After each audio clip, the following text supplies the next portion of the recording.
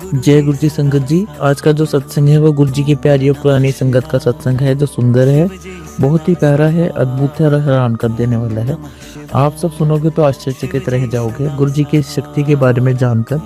इसलिए आप सब संगत से रिक्वेस्ट है, सत्संग को अंत तक सुने, पूरा सुने, सत्संग के अंत तक बने रहें। चलिए सत्संग शुरू करते हैं। एक बार की बात है संगत जी कि गुरु जी ने कहा कि चलो वाराणसी चलते हैं। आज का जो बनारस है उस समय उसे वाराणसी कहा करते थे, और हम लोग बड़े खुश हुए कि चलो गुरु जी हमें वाराणसी ले जा रहे हैं। और संगत जी हम लोग सब गुरु जी के साथ ट्रेन में गए। संगत जी हम लोग सब, कोई ऊपर बैठा है, कोई नीचे बैठा है, कोई कहाँ बैठा है, हम लोग सब बैठ करके बातें करके बड़े आराम से वाराणसी जा रहे थे। कोई सोना चाह ही नहीं रहा था ट्रेन में। एंड नेक्स्ट मॉर्निंग संगत जी हम लोग बनारस पहुंच गए। और संगत जी जब हम सुबह बनारस पहुंचे तो गुरु जी ने हमें बढ़िया चाय वाय पिलवाई, और फिर गुरुजी ने कहा चलो गंगा किनारे चलते हैं।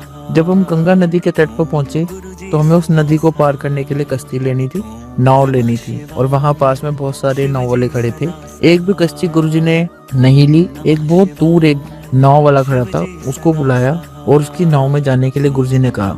हमने कहा गुरुजी वो तो मुस्लिम कश्ती है। तो गुरुजी कहते हैं कोई बात नहीं, हम इसी की नाव में गंगा पार करेंगे। जब हम उस पार गए तो आधा पौना घंटा इधर उधर घूमे, और फिर कहते हैं गुरुजी की चलो वापस चलते हैं उस पार, और फिर उसी कश्ती में हम वापस लौट आए।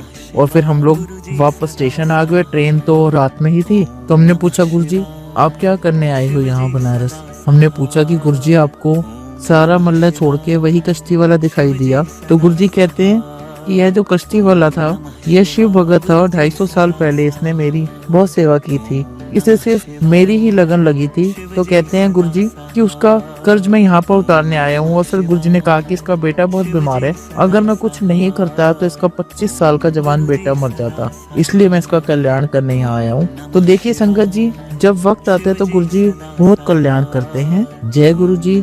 शुक्राना गुरु जी का।